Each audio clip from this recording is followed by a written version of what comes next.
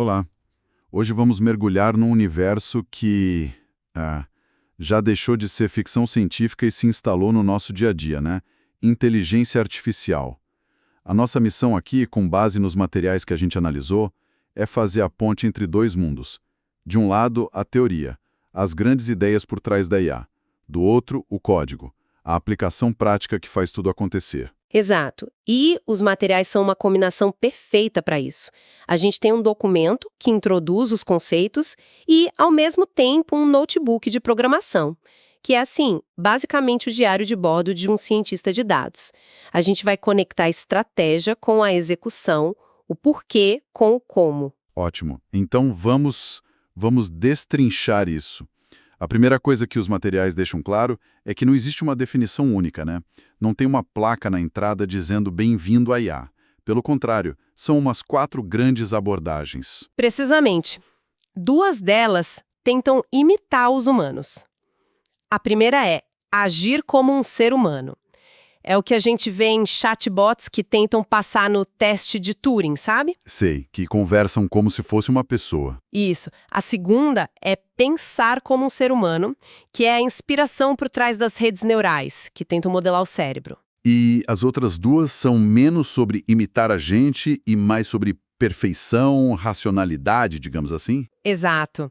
A terceira é pensar racionalmente, usando lógica, matemática pura, para construir sistemas que seguem regras impecáveis.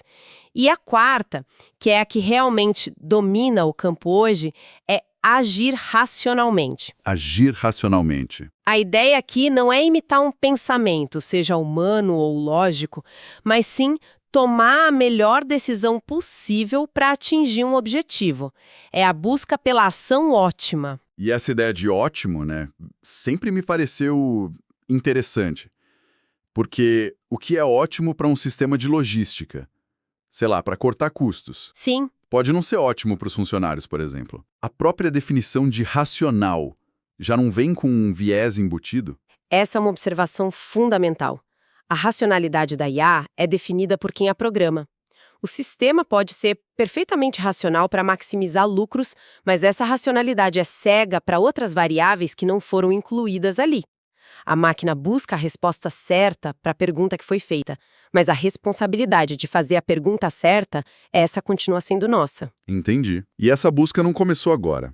O material menciona que o termo inteligência artificial nasceu em 1956, num evento em Dartmouth. Sim, com figuras como o Claude Shannon, mas as sementes, essas já estavam plantadas há muito mais tempo. Antes disso ainda. 20 anos antes, em 1936, com Alan Turing.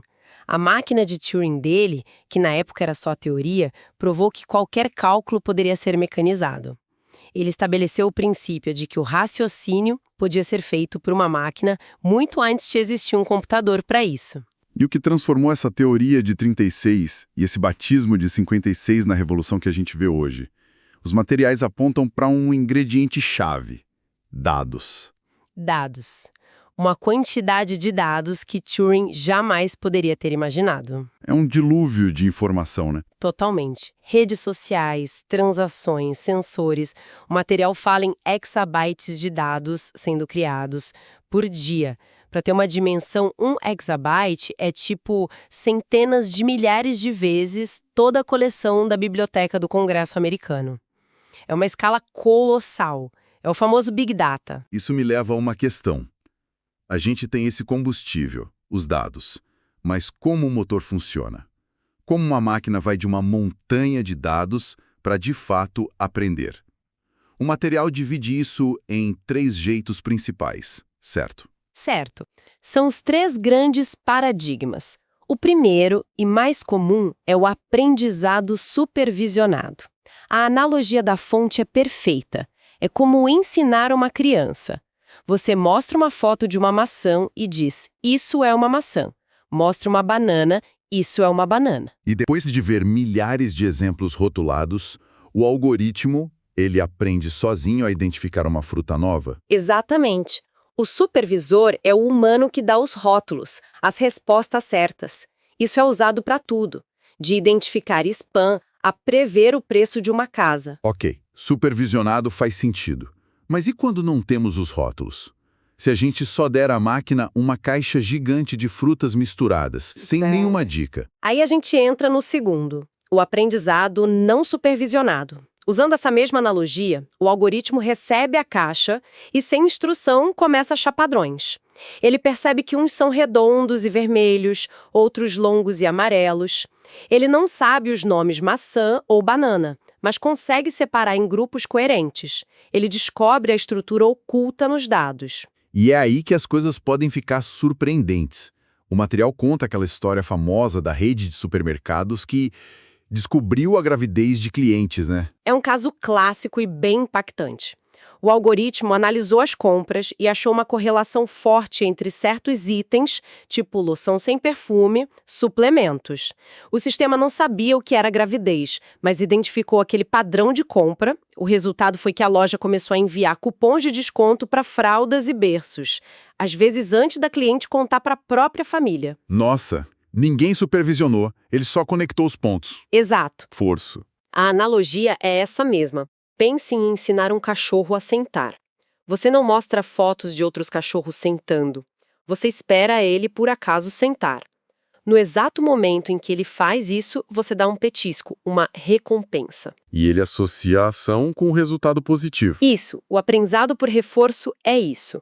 Um agente de IA interage com o ambiente, toma ações e recebe recompensas ou punições. É tentativa e erro. E isso vai muito além de truques de cachorro, claro. Com certeza. É a base de algumas das IAs mais avançadas.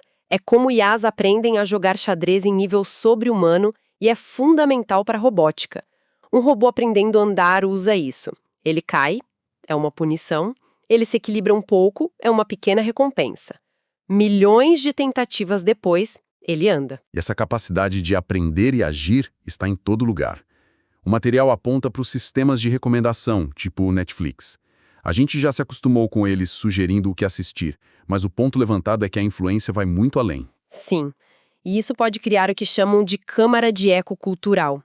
A IA da Netflix não só recomenda, ela coleta dados sobre cada pausa, cada cena que a gente volta. E esses dados informam a produção de novos conteúdos. Se a IA otimiza o conteúdo para o que já é popular, A gente corre o risco de diminuir a experimentação artística e produzir só variações do que já funciona. exatamente. A IA deixa de ser uma ferramenta e vira uma curadora do nosso gosto coletivo. Uma curadora que busca eficiência, não arte.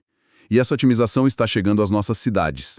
As fontes citam exemplos como o Zaragoza, na Espanha. Isso. Semáforos inteligentes. Em vez de um timer fixo, eles usam sensores e IA para se ajustar em tempo real ao fluxo de trânsito. O objetivo é reduzir congestionamento, tempo de viagem, poluição. Em Madrid, o material menciona vídeo monitoramento inteligente para detectar incidentes. A IA vira uma ferramenta de gestão urbana. E no meio disso tudo, tem um exemplo que me surpreendeu. IA no mundo da arte. O material fala de uma pintura, Edmond de Bellamy, que foi gerada por um algoritmo e vendida por mais de $400 mil. E não para aí. Já existem orquestras tocando sinfonias compostas por IA, que analisou o estilo de Bach ou Beethoven. Mas a tecnologia não serve só para criar, ela também ajuda a analisar e conservar. Algoritmos podem examinar a pincelada para identificar falsificações ou ajudar em restaurações. Com todo esse poder de análise, as fontes trazem um alerta importante embrulhado numa história divertida: a correlação entre vendas de sorvete e ataques de tubarão.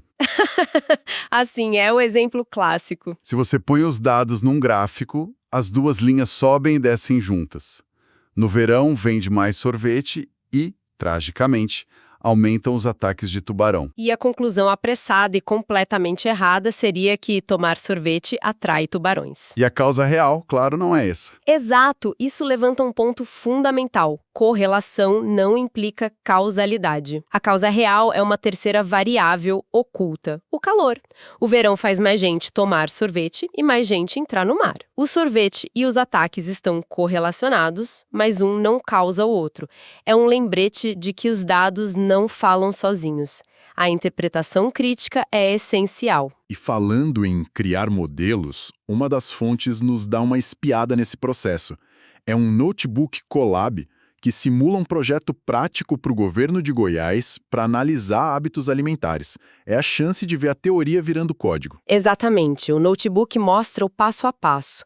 Primeiro, importa as ferramentas, que são bibliotecas como Pandas, para organizar os dados, e o Scikit-learn, que é tipo o canivete suíço dos modelos de IA.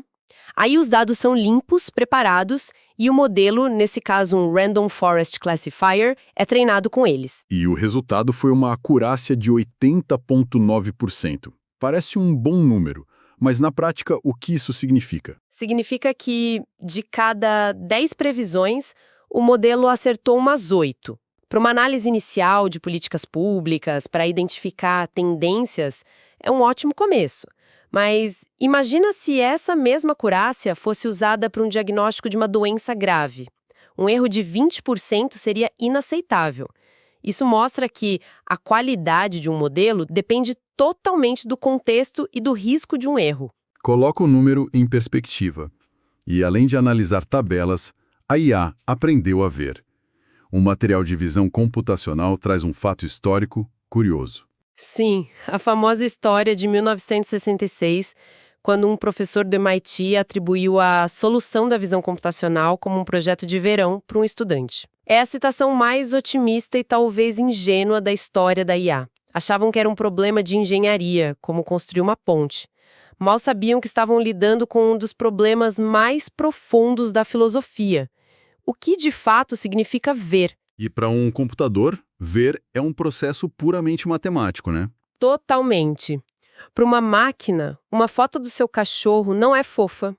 É uma matriz gigante de números. Cada pixel tem 3 valores, de 0 a 255, para vermelho, verde e azul. O trabalho da IA é achar padrões nesses milhões de números que correspondam ao conceito de cachorro. O material cita o modelo YOLO, You Only Look Once, que é um avanço por conseguir identificar objetos em tempo real, essencial para carros autônomos. E da visão para a audição. A IA também aprendeu a ouvir e a falar. Sim, através do processamento de áudio e voz. O processo é parecido. O som, que é uma onda, é convertido numa série de números à amostragem. Mas a voz humana é incrivelmente complexa. Técnicas como a transformada de Fourier conseguem, de forma simplificada, decompor um som em suas frequências. É como desmontar um acorde em suas notas. É isso que permite que assistentes como a Alexa e a Siri filtrem o ruído e entendam o que a gente diz. Com todo esse poder de processar, ver e ouvir, a gente chega numa parte inevitável: as responsabilidades. As fontes mencionam a LGPD, a Lei Geral de Proteção de Dados. Sim, a LGPD é uma resposta regulatória a essa realidade. Ela estabelece que os dados pessoais pertencem ao indivíduo e que as empresas precisam de consentimento para usá-los. É uma tentativa de reequilibrar o poder. E um dos maiores desafios que essa regulação tenta endereçar é o problema do viés, né? O material descreve um exemplo de detecção facial que é bem direto. É um exemplo muito claro. Um sistema de reconhecimento facial treinado com um banco de dados que tem, digamos, 95% de rostos de pessoas brancas. O algoritmo, sendo um ótimo aprendiz, se torna perito em reconhecer rostos brancos. Mas quando vê um rosto negro... A performance cai drasticamente. Exato. Ele não vê com a mesma clareza. O resultado é uma tecnologia que funciona para um grupo e falha para outro. Isso é terrivelmente problemático. E a solução é simplesmente adicionar mais dados de rostos negros ou o buraco é mais embaixo? Essa é a questão central. Adicionar dados diversos é o primeiro passo, a correção técnica. Mas a questão mais profunda é sobre o propósito. Quem decide quais problemas a IA deve resolver?